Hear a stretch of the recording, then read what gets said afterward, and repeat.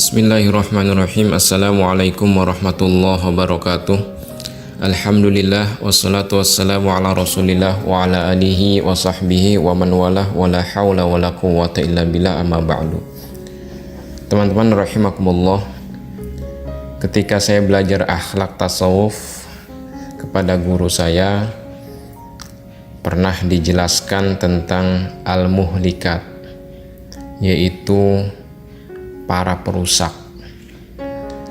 Yang dimaksud adalah perusak rohani kita.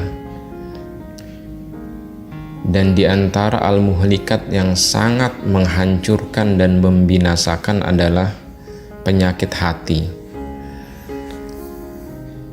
Menurut para ulama, ada 3 penyakit hati yang paling pokok dan sangat merusak. Yang pertama adalah sombong, yang kedua riya, dan ketiga hasad. Sombong berarti merasa diri lebih hebat daripada orang lain, merendahkan orang lain, serta menolak kebenaran. Batarul haq wa ghamtun nas. Sangat merusak. Dan Nabi mengingatkan, la yadkhulul jannata man kana fi qalbihi misqalu dzarratin min kibr. Gak akan masuk surga orang yang dalam hatinya ada sebenih biji sawi saja dari kesombongan. Yang kedua, riya. Riya berarti beribadah, berbuat kebaikan, amal soleh bukan karena Allah, bukan ditujukan untuk Allah, tapi ditujukan untuk manusia, mengharapkan apresiasi dan pujian dari manusia. Rasulullah mengkategorikan riya ini seperti syirik kecil. Rasulullah sangat mengkhawatirkan umatnya terserang syirik kecil.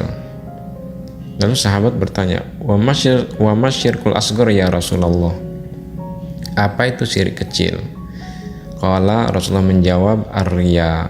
Jadi riya itu syirik kecil karena beribadah, berbuat kebaikan, tapi bukan karena Allah, melainkan karena mengharap pujian. Dan nanti di akhirat kelak, ini yang ngerinya, Allah menyuruh pergi orang-orang yang berbuat riya ini kepada manusia yang mereka harapkan pujian, dan minta balasan kepada mereka, jangan kepada Allah.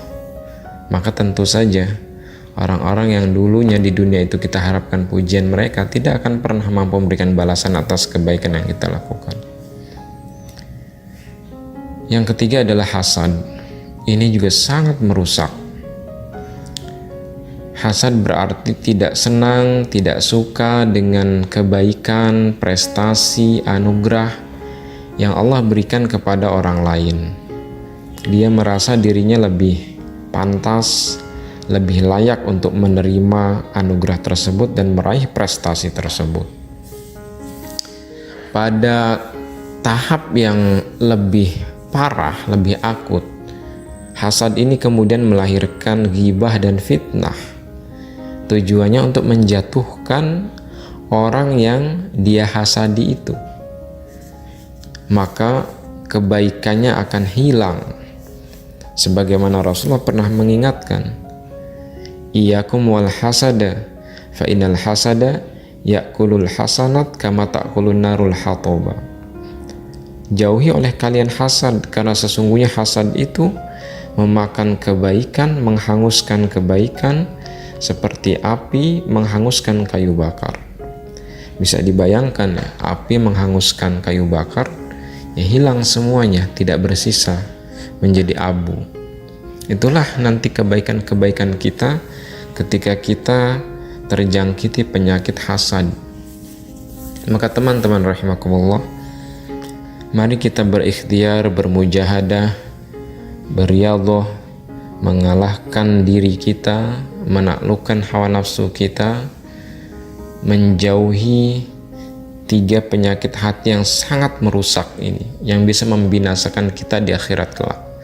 Sombong, riya dan hasad. Maka pertanyaannya adalah bagaimana cara kita untuk terhindar atau agar terhindar dari 3 penyakit hati ini.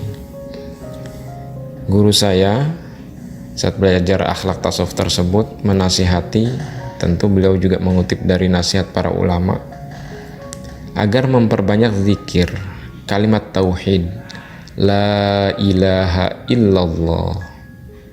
Zikirkan sebanyak-banyaknya, hunjamkan ke dalam kolbu kita agar luruh semua penyakit hati itu, rontok semua penyakit hati itu. Karena hanya ada Allah dalam hatinya, Allah yang maha akbar, maha agung, maha segala-galanya. Dia yang hak menyandang nama al-mutakabbir. Dia yang hak segala ibadah ditujukan kepadanya. Dan dia yang maha tahu menganugerahkan karunia kepada siapa yang dia kehendaki yang memang pantas menerima karunia tersebut. Maka tidak ada alasan bagi kita kemudian untuk sombong, untuk riya, dan untuk hasad. Dengan zikir la ilaha illallah ini, insya Allah akan membeningkan kolbu kita dan meluruhkan, menggugurkan, merontokkan semua penyakit hati dalam hati kita. Lantas kalau kita sudah zikir tapi masih terasa rasa hasad itu, rasa riya itu, rasa sombong itu, apa yang harus dilakukan? Guru saya menasihati bahwa tambah lagi zikirnya sebanyak-banyaknya sampai gejolak rasa hasad, riya, sombong itu semakin melemah dan akhirnya hilang. Ini terkait dengan seberapa kuat telah tertanam dalam hati kita. Semakin kuat sudah tertanam, tentu zikirnya harus semakin banyak. Seperti kalau kita sakit, yang sudah sakit fisik, yang sudah komplikasi misalnya, maka dokter pun memberikan obatnya akan banyak, varian obatnya, dan diminum dalam jangka waktu yang cukup panjang.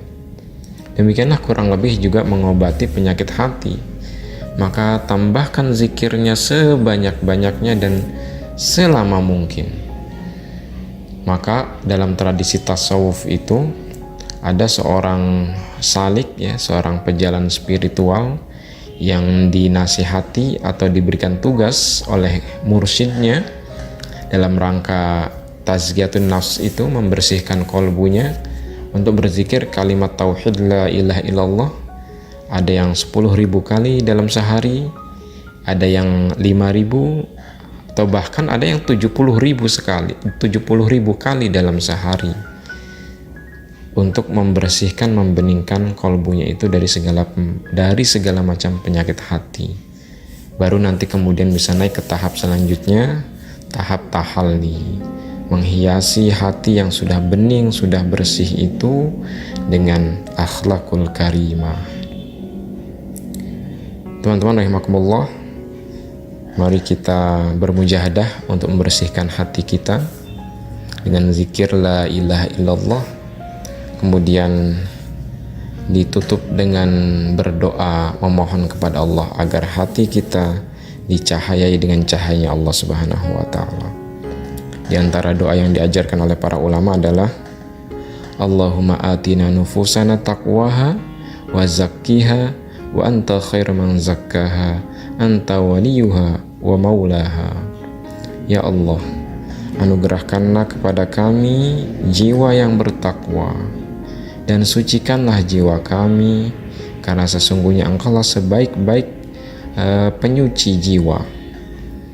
Engkaulah yang maha menggenggam jiwa-jiwa kami.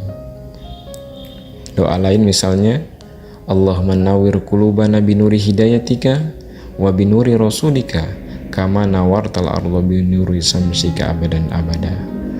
Ya Allah, terangi, cahayai hati kami dengan hidayahmu dan dengan cahaya Rasulmu, seperti engkau menerangi bumi dengan cahaya matahari selama-lamanya.